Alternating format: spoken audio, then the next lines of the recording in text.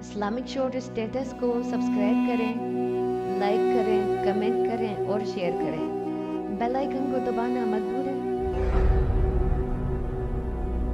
خالد رضی اللہ عنہ نے حج کے لیے مکہ تک جلدی پہنچنے کا جو راستہ اختیار کیا تھا وہ ایسا خطرناک تھا کہ جہاں ڈاکو اور رہزن بھی نہیں جاتے تھے۔ اتنے خطرناک اور وسیع علاقے سے زندہ گزر جانا ہی ایک کارنامہ تھا، لیکن خالد رضی اللہ عنہ دنوں کی مسافت منٹوں میں طے کرنے کی کوشش میں تھے۔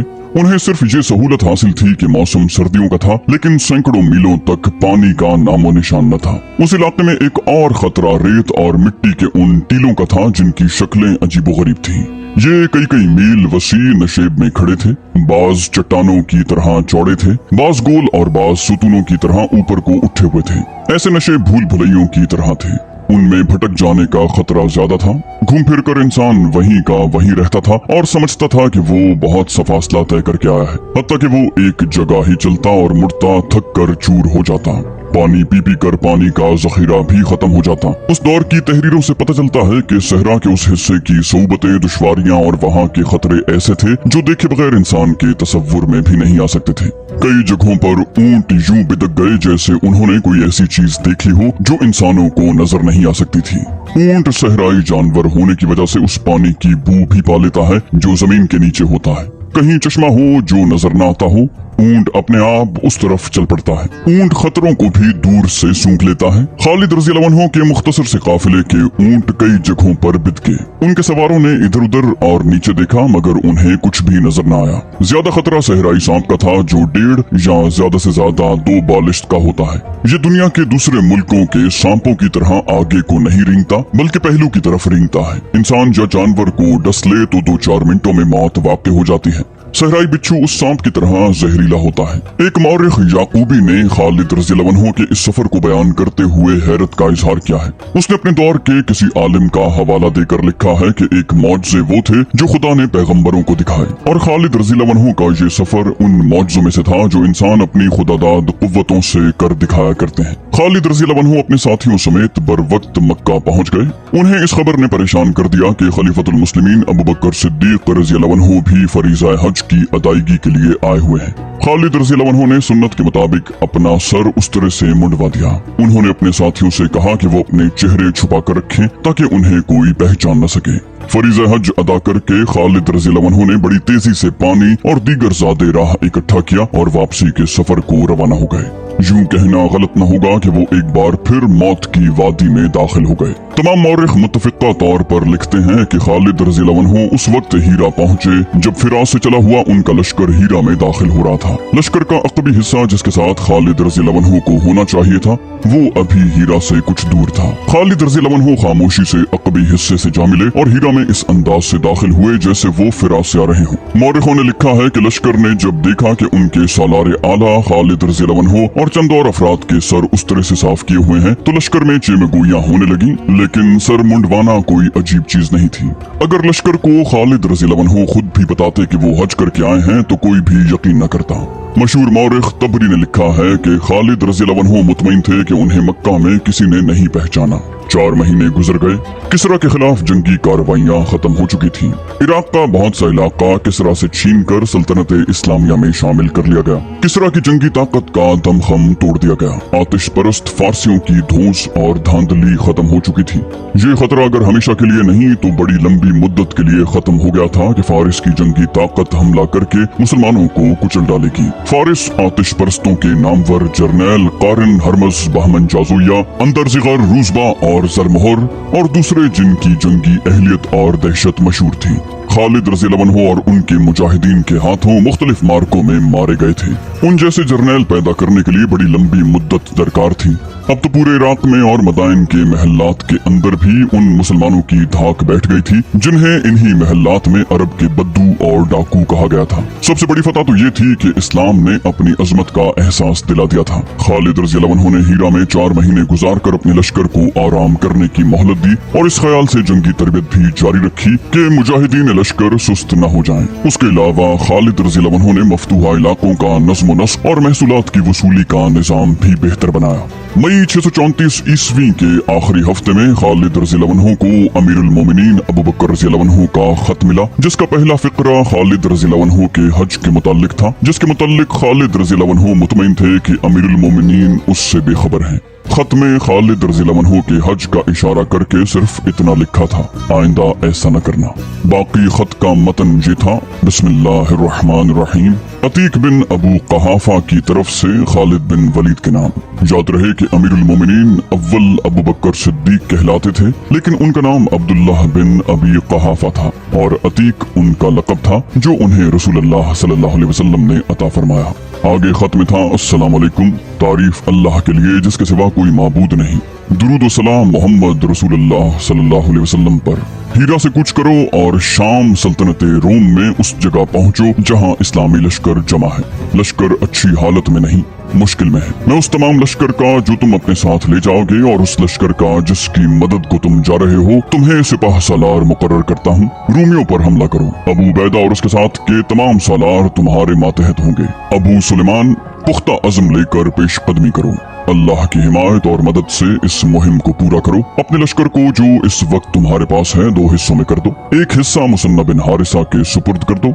इराक यानी सल्तनत फारिस के मफ्तूहा इलाकों का सिपाह सालार मुसन्ना बिन हारिसा होगा। लश्कर का दूसरा हिस्सा अपने साथ ले जाओ, अल्लाह तुम्हें फतह अता फरमाए। उसके बाद यहीं वापस आ जाना और इस इलाके के सिपाह सालार तुम होगे। तकब्बुर न करना, तकब्बुर और गुरूर तुम्हें धोखा देंगे और तुम अल्लाह के रास्ते से भटक जाओगे। कोताही न हो, रहमत और करम अल्लाह के हाथ में है और नेक आमाल का सिला अल्लाह ही दिया करता है। खत पढ़ते ही खालिद रज़ी अल्लाह अन्हु ने अपने सालारों को बुलाया और कुछ खिसियाना सा होकर उन्हें बताया कि उनके खुफिया हज का अमीरुल मोमिनीन को पता चल गया है। उन्होंने कहा, और मैं खुश हूँ इस पर के फरागत खत्म हो गई, हम शाम जा रहे हैं। खालिद रज़ी अल्लाह अन्हु तो जैसे मैदान जंग के लिए पैदा हुए थे। किले और शहर में बैठना उन्हें पसंद नहीं था। उन्होंने सालारों को खत पढ़कर सुनाया और तैयारी का हुक्म दिया।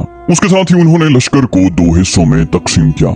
मौरखों ने लिखा है कि खालिद रज़ी अल्लाह अन्हु ने तमाम सहाबाए कराम को अपने साथ रखा। सहाबाए कराम को लश्कर में इज्जत व एहतराम की निगाह से देखा जाता था। मुसन्ना बिन हारिसा ने कहा, वलीद के बेटे, खुदा की कसम मैं इस तकसीम पर राजी नहीं हूँ जो तूने की है। तू रसूलुल्लाह सल्लल्लाहु अलैहि वसल्लम के तमाम साथियों को अपने साथ ले जा रहा है। सहाबाए कराम को भी सही तकसीम कर।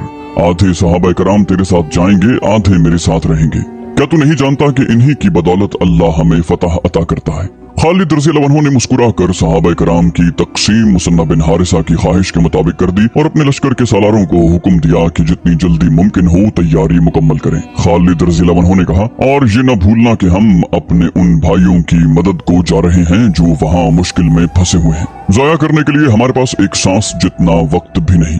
मुसलमानों का वो लश्कर जो शाम में जाकर मुश्किल में फंस गया था, वो एक सालार की जल्दबाजी का और हालात को कबल अज़ वक्त न समझ सकने का नतीजा था। उसने शाम के अंदर जाकर रूमियों पर हमला करने की इजाजत अमीरुल मोमिनीन से इस तरह मांगी कि जिस तरह वो खुद आगे के अहवाल कवायफ को नहीं समझ सका था। इसी तरह उसने अमीरुल मोमिनीन को भी गुमराह किया। अमीरुल मोमिनीन अबू बकर सिद्दीक रज़ी अल्लाह अन्हु दानिशमंद इंसान थे। उन्होंने उस सालार को हमला करने की खुली छुट्टी न दी, बल्कि ये लिखा, रूमियों से टक्कर लेने की ख्वाहिश मेरे दिल में भी है और ये हमारी दिफाई जरूरत भी है। रूमियों की जंगी ताकत को इतना कमजोर कर देना जरूरी है कि वो सल्तनत इस्लामिया की तरफ देखने की जुर्रत न कर सकें, लेकिन अभी हम उनसे टक्कर नहीं ले सकते। तुम इनके खिलाफ बड़े पैमाने की जंग न करना, मोहतात हो के आगे बढ़ना ताकि खतरा ज्यादा हो तो पीछे भी हट सको। तुम ये जायजा लेने के लिए हमला करोगे कि रूमियों की फौज किस तरह लड़ती है और उसके सालार कैसे हैं।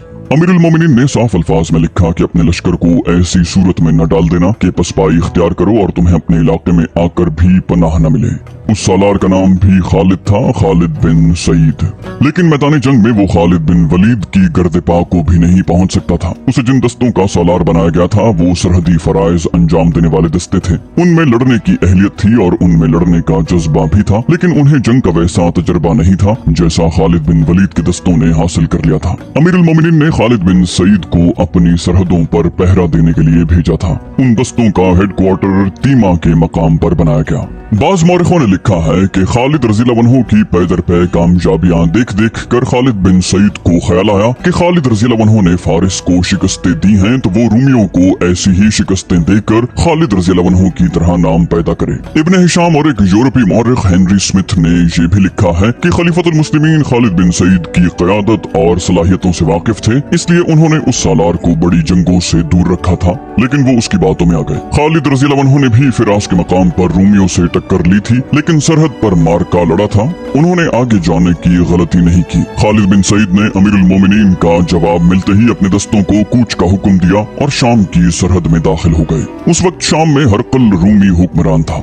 उसे जंगों का बहुत तजर्बा था। रूमियों की अपनी जंगी तारीख और रिवायात थी। वो अपनी फौज को उन्हीं के मुताबिक ट्रेनिंग देते। ये तकरीबन उन्हीं दिनों का वाक़या है जब खालिद रज़ियल्लाहु अन्हु फिरास के मकाम पर रूमियों, फारसियों और ईसाइयों के मुत्तहिदा लश्कर के खिलाफ लड़े और उन्हें शिकस्त दी। इससे रूमी मोहतात, मुस्तैद और चौकस हो गए थे। उन्होंने अपनी फौज को हर लम्हा तैयार रहने का हुक्म दे रखा था। खालिद बिन सईद ने आगे के अहवाल व कवाइफ मालूम न किए, कोई जासूस आगे न भेजा और अंधाधुंध बढ़ते गए। आगे रूमी फौज की कुछ नफरी खैमजन थी। खालिद बिन सईद ने दाएं बाएं देखे बगैर उस पर हमला कर दिया। रूमियों का सालार बहान था, जो जंगी चालों के लिहाज से खालिद बिन वलीद के हम पल्ला था। खालिद बिन सईद न समझ सका कि रूमियों की जिस नफरी पर उसने हमला किया है उसकी हैसियत जाल में दाने की है, और वो उन्हीं में उलझ गया। थोड़ी ही देर के बाद उसे पता चला कि उसके अपने दस्ते रूमियों के घेरे में आ गए हैं और अकब से रूमी उन पर हल्ला बोलने के लिए बढ़ रहे हैं। खालिद बिन सईद के लिए अपने दस्तों को बचाना नामुमकिन हो गया। उसने ये हरकत की कि अपने मुहाफिजों को साथ लेकर मैदान जंग से भाग गया और अपने दस्तों को रूमियों के रहमो करम पर छोड़ दिया। मुसलमानों के उन दस्तों में मशहूर जंगजू इकरमा बिन अबू जहल भी थे। इस अबतर सूरत हाल में उन्होंने अपने हिरासा दस्तों की कमान ले ली और ऐसी चालें चली कि अपने दस्तों को तबाही से बचा लाए। जानी नुकसान तो हुआ और जख्मियों की तादाद भी खासी थी। खालिद बिन सईद के भाग जाने से तमाम दस्तों के जंगी कैदी बनने के हालात पैदा हो गए। इकरमा रज़ियल्लाहु अन्हु ने मुसलमानों को इस जिल्लत से बचा लिया। मदीना इत्तला पहुंची तो खलीफतुल मुस्लिमीन ने खालिद बिन सईद को माजूल करके मदीना बुला लिया। खलीफतुल मुस्लिमीन के गुस्से का ये आलम था कि उन्होंने खालिद बिन सईद को भरी महफिल में बुज़दिल और नालायक कहा। खालिद बिन सईद खामोशी की जिंदगी गुजारने लगा। उससे ज्यादा और अफसरदा आदमी कौन हो सकता था। आखिर खुदा ने उसकी सुन ली। बहुत अरसे के बाद जब मुसलमानों ने शाम को मैदान जंग बना लिया, खालिद बिन सईद को वहाँ एक दस्ते के साथ जाने की इजाजत मिल गई। उसने अपने नाम से शिकस्त का दाग यूं धोया कि बेजिगरी से लड़ता हुआ शहीद हो गया। अमीरुल मोमिनीन अबू बकर सिद्दीक रज़ियल्लाहु अन्हु ने अपनी मजलिस मुशावरत के सामने ये मसला पेश किया। इस मजलिस में जो अकाबरीन शामिल थे उनमें हजरत उमर, हजरत उस्मान, हजरत अली, तलहा रज़ियल्लाहु अन्हु, Zubair, Abdurrahman bin Auf, Saad bin Abi Waqqas, Abu Ubaidah bin Jarrah, Muaz bin जबल, अबी बिन काब और जैद बिन साबित खास तौर पर काबिल जिक्र हैं। खलीफा अबू बकर सिद्दीक ने कहा, मेरे दोस्तों, रसूल करीम सल्लल्लाहु अलैहि वसल्लम का इरादा था कि शाम की तरफ से रूमियों के हमले का सद्देबाब किया जाए। आप अलैहिस्सलाम ने जो तदबीरें सोची थी उन पर अमल करने की आपको मोहलत न मिली, आप रहलत फरमा गए। अब तुमने सुन लिया है कि हरकल जंगी तैयारी मुकम्मल कर चुका है और हमारा एक सालार शिकस्त खाकर वापस भी आ गया है। अगर हमने रूमियों के खिलाफ कोई कार्रवाई न की तो एक तो अपने लश्कर के हौसले कमजोर होंगे और वो रूमियों को अपने से ज्यादा बहादुर समझने लगेंगे। दूसरा नुकसान ये होगा कि रूमी आगे बढ़ेंगे और हमारे लिए खतरा बन जाएंगे। इस सूरत हाल में तुम मुझे क्या मशवरा दोगे? ये भी याद रखना कि हमें मजीद फौज की जरूरत है। उमर रज़ियल्लाहु अन्हु ने कहा, अमीरुल मोमिनीन, आपके अज़्म को कौन रद्द कर सकता है? मैं महसूस कर रहा हूँ कि शाम पर हमले का इशारा अल्लाह की तरफ से मिला है। लश्कर के लिए मजीद नफरी भर्ती करें और जो काम रसूलुल्लाह सल्लल्लाहु अलैहि वसल्लम ने करना चाहा था उसे हम पूरा करें। अब्दुर्रहमान बिन औफ ने कहा, अमीरुल मोमिनीन, अल्लाह की सलामती हो तुम पर। गौर कर लो, रूमी हमसे ताकतवर हैं। खालिद बिन सईद का अंजाम देख लो। हम रसूलुल्लाह सल्लल्लाहु अलैहि वसल्लम के इरादों को जरूर पूरा करेंगे, लेकिन हम इस काबिल नहीं कि रूमियों पर बड़े पैमाने का हमला करें। क्या ये बेहतर नहीं होगा कि हमारे दस्ते रूमियों की सरहदी चौकियों पर हमले करते रहें और हर हमले के बाद दूर पीछे आ जाएं? इस तरह रूमियों का आहिस्ता आहिस्ता नुकसान होता रहेगा और अपने मुजाहिदीन के हौसले खुलते जाएंगे। इस दौरान हम अपने लश्कर के लिए लोगों को इकट्ठा करते रहें। अमीरुल मोमिनीन, लश्कर में इजाफा करके तुम खुद जिहाद पर रवाना हो जाओ और चाहो तो क़यादत किसी और सरदार को दे दो। मौरिखों ने उस दौर की तहरीरों के हवाले से लिखा है कि तमाम मजलिस पर खामोशी तारी हो गई। अब्दुर्रहमान औफ ने बड़ी जुर्रत से अपना मशवरा पेश किया था। ऐसा लगता था जैसे अब कोई और बोलेगा ही नहीं। अमीरुल मोमिनीन ने कहा, खामोश क्यों हो गए हो तुम, अपने मशवरे दो। उस्मान बिन अफान ने कहा, कौन शक कर सकता है तुम्हारी दयानतदारी पर। बेशक तुम मुसलमानों की और दीन की भलाई चाहते हो, फिर क्यों नहीं तुम हुक्म देते कि शाम पर हमला करो, नतीजा जो भी होगा हम सब भुगत लेंगे। मजलिस के दूसरे शुरका ने उस्मान रज़ियल्लाहु अन्हु की तायद की और मुत्तफिका तौर पर कहा कि दीन और रसूलुल्लाह सल्लल्लाहु अलैहि वसल्लम की उम्मत के वक़ार के लिए मसनद खिलाफत से जो हुक्म मिलेगा सब कबूल करेंगे। खलीफतुल मुस्लिमीन ने आखिर में कहा, तुम सब पर अल्लाह की रहमत हो, मैं कुछ अमीर मुकर्रर करता हूँ। अल्लाह की और उसके रसूल सल्लल्लाहु अलैहि वसल्लम के बाद अपने अमीरों की इताअत करो, अपनी नियतों और इरादों को साफ रखो, बेशक अल्लाह उन्हीं लोगों के साथ होता है। अमीरुल मोमिनीन अबू बकर रज़ियल्लाहु अन्हु का मतलब ये था कि शाम पर हमला होगा और रूमियों के साथ जंग लड़ी जाएगी। मजलिस पर फिर खामोशी तारी हो गई। मोहम्मद हुसैन हैकल लिखता है कि ये खामोशी ऐसी थी कि जैसे वो रूमियों से डर गए हों या उन्हें अमीरुल मोमिनीन का ये फैसला पसंद न आया हो। उमर रज़ियल्लाहु अन्हु ने सबकी तरफ देखा और उनकी आंखें जज्बात की शिद्दत से सुर्ख हो गईं। उमर रज़ियल्लाहु अन्हु ने गरज कर कहा, ए मोमिनीन, क्या हो गया है तुम्हें? खलीफा की आवाज पर लब्बैक क्यों नहीं कहते? क्या खलीफा ने अपनी भलाई के लिए कोई हुक्म दिया है? क्या खलीफा के हुक्म में तुम्हारी भलाई शामिल नहीं, उम्मत रसूल की भलाई नहीं? बोलो, लब्बैक कहो और अपनी आवाज अपने दिलों से निकालो। मजलिस का सुकूत टूट गया। लब्बैक लब्बैक की आवाजें उठी और सबने मुत्तफिका तौर पर कहा कि वो रूमियों से टक्कर लेंगे। हज से वापस आकर खलीफतुल मुस्लिमीन अबू बकर रज़ियल्लाहु अन्हु ने मदीना में घुड़दौड़, नेज़ाबाजी, तेखज़नी, तीरंदाजी और कुश्तियों के मुकाबले मुनक्किद करवाए। इर्द गिर्द के कबीलों को भी उस मुकाबले में शिरकत की दावत दी गई थी। 3 दिन मदीना में इंसानों के हुजूम का ये आलम रहा कि गलियों में चलने को रास्ता नहीं मिलता था। कोई जगह नहीं रही थी जिधर नजर जाती घोड़े और ऊंट खड़े थे। दफ और नफीरियां बजती ही रहती थीं। कबीले अपने शहसवारों और पहलवानों को जुलूस की शक्ल मिला रहे थे। 3 दिन हर तरह के मुकाबले होते रहे। जिन कबीलों के आदमी जीत जाते वो कबीले मैदान में आकर नाचते कूदते और चिल्ला चिल्ला कर खुशी का इजहार करते। उनकी औरतें अपने जीतने वाले आदमियों की मदाह में गीत गाती। मुकाबले में बाहर का कोई घुड़सवार या तेखजन या कोई शुतर सवार जख्मी हो जाता तो मदीना का हर बाशिंदा उसे उठाकर अपने घर ले जाने की कोशिश करता। मदीना वालों की मेजबानी ने कबीलों के दिल मोह लिए। मुकाबलों और मेले का ये एहतमाम खलीफतुल मुस्लिमीन अबू बकर रज़ियल्लाहु अन्हु ने किया था। मुकाबले के आखिरी रोज मदीना का एक आदमी घोड़े पर सवार मैदान में आया। मैदान के इर्द गिर्द लोगों, घोड़ों और ऊंटों का हुजूम था। मैदान में उतरने वाले सवार ने बड़ी बुलंद आवाज से कहा, ए रसूलुल्लाह सल्लल्लाहु अलैहि वसल्लम के उम्मतियों, खुदा की कसम कोई नहीं जो तुम्हें नीचा दिखा सके। तुमने उस मैदान में अपनी ताकत और अपने जौहर देख लिए हैं। कौन सा दुश्मन है जो तुम्हारे सामने अपने पांव पर खड़ा रह सकेगा? ये ताकत जो तुमने एक दूसरे पर आजमाई है, अब इसे दुश्मन पर आजमाने का वक्त आ गया है जो तुम्हारी तरफ बढ़ा आ रहा है। ऐ मोमिनीन, अपनी जमीन को देखो, अपने अमवाल को देखो, अपनी औरतों को देखो जो तुम्हारे बच्चों को दूध पिलाती हैं, अपनी जवान और कंवारी बेटियों को देखो जो तुम्हारे दामादों के इंतजार में बैठी हैं कि हलाल बच्चे पैदा करें। अपने दीन को देखो जो अल्लाह का सच्चा दीन है। खुदा की कसम तुम गैरत वाले हो, इज्जत वाले हो। अल्लाह ने तुम्हें बरतरी दी है। तुम पसंद नहीं करोगे कि कोई दुश्मन उस वक्त तुम पर आ पड़े जब तुम सोए हुए होगे और तुम्हारे घोड़े और तुम्हारे ऊंट बगैर जीनों के बंधे हुए होंगे और तुम नहीं बचा सकोगे अपने अमवाल को, अपने बच्चों को, अपनी औरतों को और अपनी कंवारी बेटियों को, और दुश्मन तुम्हें मजबूर करेगा कि सच्चे दीन को छोड़कर दुश्मन के देवताओं की पूजा करो। एक शुतर सवार ने चिल्ला कर पूछा, बता हमें वो दुश्मन कौन है? कौन है जो हमारी गैरत को ललकार रहा है? घुड़सवार ने ऐलान करने के लहजे में कहा, रूमी। इस्लामिक शो डिस्कवर्स को सब्सक्राइब करें।